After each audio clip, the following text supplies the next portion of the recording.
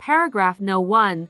Good qualities of a student. The life of a student is full of struggle. However, some qualities of a student can make him successful. He can spend life with joy. First of all, a student should be punctual. He must do all activities of his life on time. He must set a timetable for studying, playing, sleeping, and other activities. Then he should follow the timetable. Another good quality of a student is discipline. He makes the best use of everything and keeps things in order. A student must have the quality of truthfulness, honesty, and dedication. He must pay full attention to his studies. He should not waste time on useless activities. A good student should be respectful to others, particularly to his parents and teachers. These qualities of a student will lead him towards success in life.